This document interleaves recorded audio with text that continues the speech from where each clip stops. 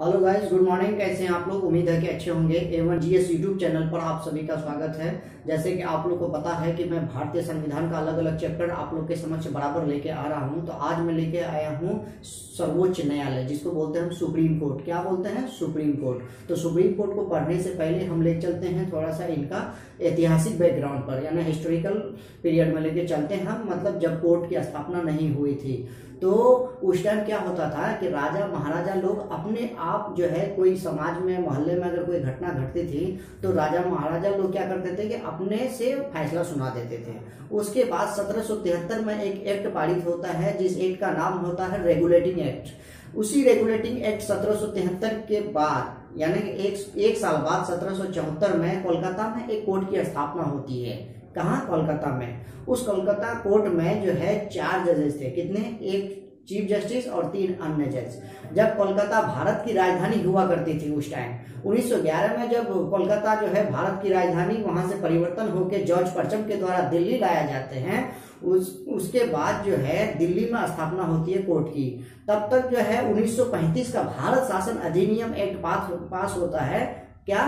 भारत शासन अधिनियम 1935 का एक्ट। उस समय जो है एक फेडरल कोर्ट की स्थापना होती है उसी एक्ट के तहत। कब? तो 1 अक्टूबर 1937 को, यानी 1 अक्टूबर 1937 को एक फेडरल कोर्ट की स्थापना होती है। उस कोर्ट की सुनवाई इंडिया में नहीं होती थी। उस टाइम सुनवाई होता था इंग्लैंड में। उस टाइम जो उस कोर्ट का जो चीफ जस्टिस थे, वही चीफ जस्टिस कब? 28 जनवरी 1950 में जब सुप्रीम कोर्ट का स्थापना दिल्ली में होता है, वही चीफ जस्टिस एच.जे. कानिया जो है उसका चीफ जस्टिस ऑफ इंडिया बनते हैं। तो सुप्रीम कोर्ट की स्थापना कब होती है? 28 जनवरी 1950 को। सुप्रीम कोर्ट कहाँ है? तो दिल्ली में है। सुप्रीम यानी सुप्रीम, सबसे ऊंची पावर, सबसे अधिक, सर्वोच्च, इस देश का सर्वोच्च न्यायालय, उससे आगे कुछ नहीं है। हर कंट्री में एक सर्वोच्च न्यायालय होते हैं, उसी प्रकार हमारे देश में भी है। तो कहाँ है? तो दिल्ली में स्थित है। तो सुप्रीम कोर्ट कितने आर्टिकल में है, कितने पार्ट्स में है, और क्या उसका फंक्शन है, क्या उसके पास पावर है, कौन बन सकते हैं सुप्रीम कोर्ट के जज, कितने जज होते हैं, हमारे साथ बने रहिए। चंद मिनटों में मैं आपको याद करवाता हूं। तो सबसे पहले देखिए सुप्रीम कोर्ट।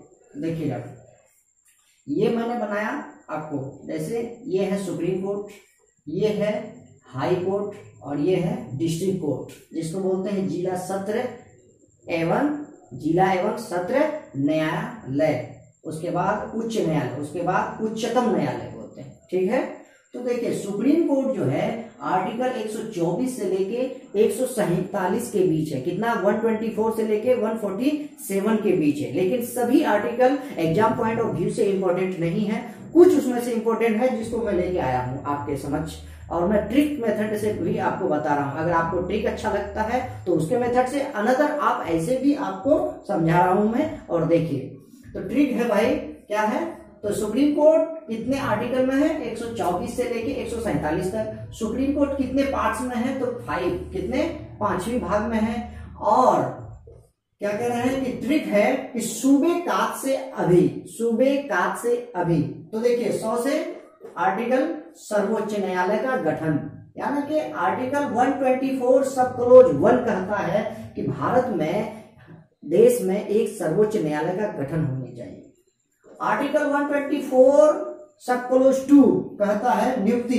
किसका नियुक्ति? तो सुप्रीम कोर्ट के जज का नियुक्ति कौन करते हैं? तो प्रेसिडेंट ऑफ इंडिया करते हैं। किसके माध्यम से करते हैं? तो कॉलेजियम सिस्टम के माध्यम से करते हैं। कॉलेजियम सिस्टम क्या है? जिसमें जो है 5 मेंबर है, एक चीफ जस्टिस ऑफ इंडिया और 4 अदर जजेस हैं। उसकी एक कमेटी बनाई गई है, उस कमेटी को बोलते हैं कॉलेजियम सिस्टम। उसी के तहत हाई कोर्ट के जज और सुप्रीम कोर्ट के जजों की नियुक्ति होती है। इसकी स्थापना कब हुई? तो 1993 में। उसी को मद्देनजर रखते हुए एक अदर कमेटी बनाई गई, कमीशन बनाया गया, जिसको बोलते हैं हम क्या? National judiciary appointment commission. कब बनाया? 2015 में। इसमें 6 मेंबर हुआ करते थे, 6 मेंबर, जिसमें से 3 मेंबर जो है संसद से थे। तो सुप्रीम कोर्ट का कहना है कि नहीं, संसद के कोई भी मेंबर इसमें नहीं रहेंगे। अगर आप रहेंगे तो मैं इस कानून को मतलब नॉन वायलेंट करा देता हूं। तो वो लोग जो है नहीं माने, तो बिल पास कर दिए, तो बिल तो पास हुआ नहीं, उसके बाद जो सुप्रीम कोर्ट उसको नॉन वायलेंट करार दिया तो वो एनजेक खत्म हो गए। क्या एनजेक, नेशनल जुडिशरी अपॉइंटमेंट कमीशन, वो समाप्त हो गई। तो अभी क्या चल रहा है, कॉलेजियम सिस्टम कब स्थापना हुई थी, 1993। उसी के तहत सुप्रीम कोर्ट के जज और हाई कोर्ट के जजों की नियुक्ति की जाती है। किसके द्वारा, तो राष्ट्रपति के द्वारा। नेक्स्ट चलेंगे हम आर्टिकल 124 सब क्लोज 3 यानी 3 योग्यता। योग्यता है मतलब कौन कौन आदमी के पास क्या योग्यता होनी चाहिए जो सुप्रीम कोर्ट के जज बनेंगे। तो देखिए, नंबर 1 कि वह भारत का नागरिक होना चाहिए, फर्स्ट है। दूसरा है कि वो 5 साल का एक्सपीरियंस उनके पास होनी चाहिए, किसी भी हाई कोर्ट में काम कर चुके हैं, या अगर वो नहीं है तो क्या होंगे, 10 साल किसी हाई कोर्ट में वो एडवोकेट रहे होंगे यानी वकील रहे होंगे। उसके बाद जो है प्रेसिडेंट की नजर में वो कानून का ज्ञाता भी हो सकते हैं। अगर उसमें से कोई एक नहीं है, चाहे वो हाई कोर्ट में 5 साल काम नहीं किए या 10 साल वकील नहीं है, अगर वो कानून को बहुत ज्यादा मतलब कानून का जानकार है, ज्ञाता माने जाते हैं राष्ट्रपति की नजर से, तो उनको सुप्रीम कोर्ट का जज बनाए जा सकते हैं। नेक्स्ट चलेंगे हम आर्टिकल 124 सब क्लोज 6 कहता है शपथ। तो शपथ कौन दिलाते हैं चीफ जस्टिस को यानी सुप्रीम कोर्ट के जज को, प्रेसिडेंट के द्वारा। किसके, राष्ट्रपति शपथ दिलाते हैं। नेक्स्ट चलेंगे हम आर्टिकल 125 वेतन की बात करता है। किसका, वेतन। तो वेतन कितने हैं अभी चीफ जस्टिस ऑफ इंडिया का, 2,80,000। कितना, 2,80,000। अदर जज के कितने हैं, 2,50,000। नेक्स्ट चलेंगे हम आर्टिकल 126 कहता है कार्यवाहक न्यायाधीश। कार्यवाहक न्यायाधीश कहते हैं एडहॉक जज। किसको, एडहॉक जज, यानी मान लीजिए कोई जज अगर वहां अब्सेंट है सुप्रीम कोर्ट में तो उसके बदले में दूसरे जज काम करेंगे, उसी को हम एडहॉक जज कहते हैं। उनके बाद नेक्स्ट चलेंगे हम 127 तदर्थ न्यायाधीश, जिसको गणपूर्ति या कोरम कहते हैं। सुप्रीम कोर्ट में अगर जजों की संख्या कम हो जाती है तो वो हाई कोर्ट से, किसी भी हाई कोर्ट से जज की पूर्ति कराते हैं, वहां उसी को गणपूर्ति कहते हैं या कोरम कहा जाता है, तदर्थ न्यायाधीश कहते हैं।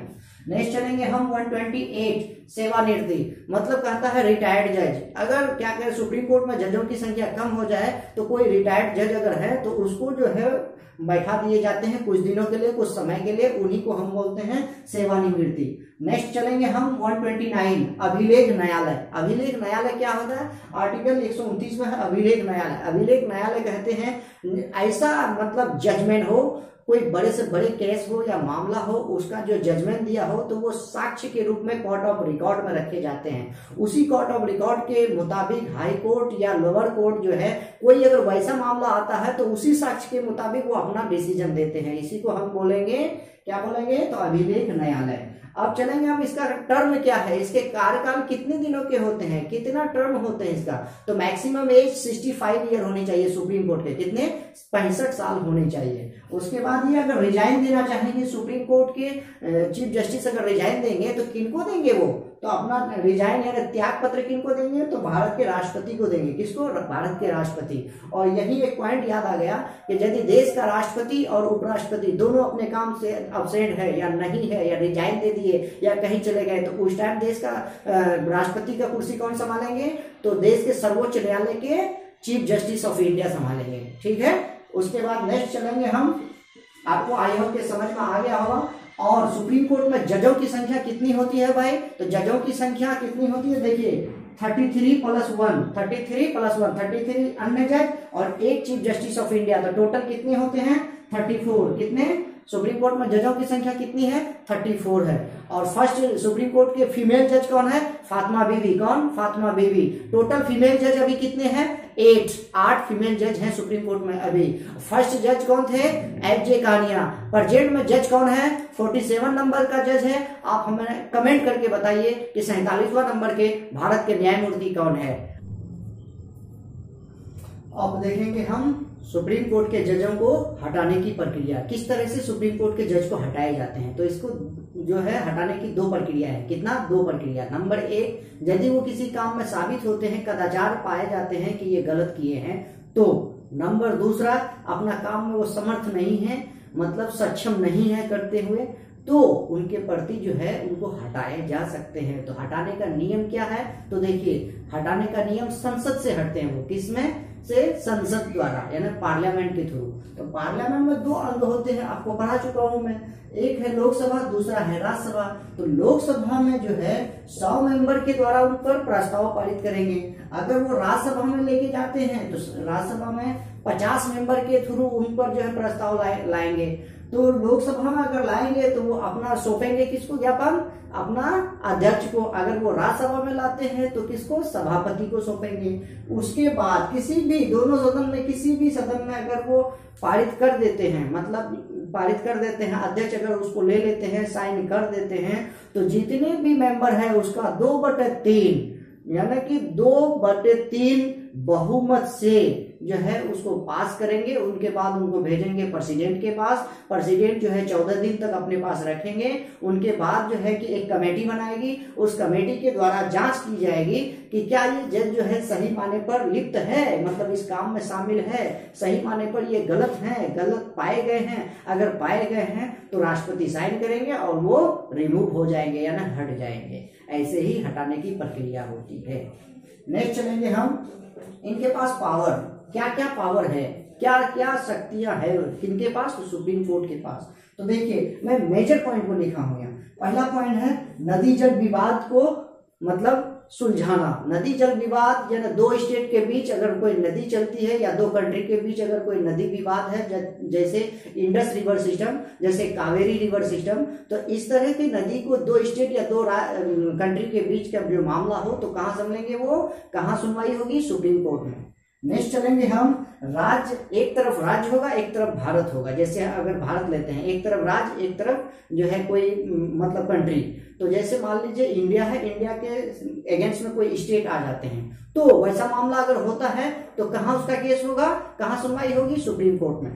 एक तरफ अगर कहेंगे हम राज्यों का, राज्यों हो जाएगा, एक से अधिक राज्य मिल जाएंगे और एक तरफ देश मिल जाएंगे, मतलब देश होंगे, तो कई राज्य होगा और एक तरफ एक अकेले देश होंगे। वो लोग अगर आपस में टकराव करेंगे कि नहीं हम आपका बात नहीं मानेंगे, हम अलग टेरिटरी बनाएंगे, हम अलग यूनियन बनाएंगे, हम अलग जो है कुछ बिल पास करेंगे, अगर नहीं होते हैं तो इसका केस कहाँ होंगे, तो सुप्रीम कोर्ट संभालेंगे इनको।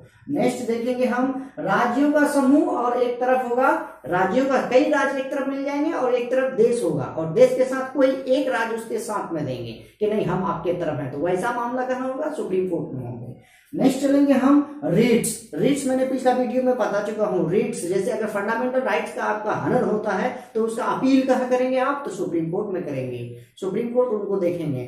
नेक्स्ट चलेंगे हम, क्या कहें, अभिलेख न्यायालय। अभिलेख न्यायालय यानी कि कोर्ट ऑफ रिकॉर्ड यानी मतलब साक्ष्य के रूप में उसको रखना, उनका भी वो काम है। नेक्स्ट चलेंगे हम, अपीलीय न्यायालय। देश का सबसे बड़ा अपीलीय न्यायालय कौन, तो सर्वोच्च न्यायालय। कौन, तो सुप्रीम कोर्ट में आप अपील कर सकते हैं। नेक्स्ट चलेंगे हम, सलाह देने का काम करेंगे आर्टिकल 143 के तहत, किसको, राष्ट्रपति को, लेकिन डिपेंड करेगा राष्ट्रपति पर कि राष्ट्रपति उस काम को मानने के लिए बाध्य है या नहीं है। नेक्स्ट चलेंगे हम, न्यायिक पुनर्विलोकन। न्यायिक पुनर्विलोकन किसको कहते हैं, तो न्यायिक पुनर्विलोकन ये होता है कि अगर सुप्रीम कोर्ट किसी केस के मामले में अपना डिसीजन सुना दे, फिर उसको बाद में लगे कि नहीं ये गलत था या सही था, पुनर्विचार के लिए फिर से उस केस को खोलेंगे, तो उसी को बोलेंगे हम न्यायिक पुनर्विलोकन। नेक्स्ट कहेंगे हम, संविधान का व्याख्याता करने वाला है, संविधान का संरक्षक करने वाला। आई होप कि आप समझ गए होंगे। नेक्स्ट चलेंगे हम, नोट में लिखे हैं यहाँ देखिएगा, सुप्रीम कोर्ट में 12 कोर्ट लगते हैं। कितने कोर्ट, 12 कोर्ट लगते हैं। फर्स्ट नंबर कोर्ट में बैठते हैं सीजीआई, फर्स्ट कोर्ट नंबर में बैठते हैं सीजीआई, और 12 जो कोर्ट लगते हैं तो एक नंबर में सीजीआई, उसके बाद जो सीनियर है, उसके बाद जो सीनियर है, इसी तरह से बैठते जाते हैं। इसी को कहते हैं हम कोर्ट ऑफ रिकॉर्ड। मतलब क्या होगा, सुप्रीम कोर्ट में 12 कोर्ट लगते हैं। आई होप कि आपको बहुत अच्छा से समझ में आ गया होगा। इसका नेक्स्ट वीडियो आएगा हाई कोर्ट, तो आप लोग इसी तरह हमारे साथ बने रहिए और जाते जाते हमारा YouTube channel A1GS YouTube channel को सब्सक्राइब कीजिए, बेल आइकन दबाइए और शेयर ज्यादा से ज्यादा कीजिए, रिक्वेस्ट है आपके तरफ से। धन्यवाद, शुक्रिया, बाय बाय।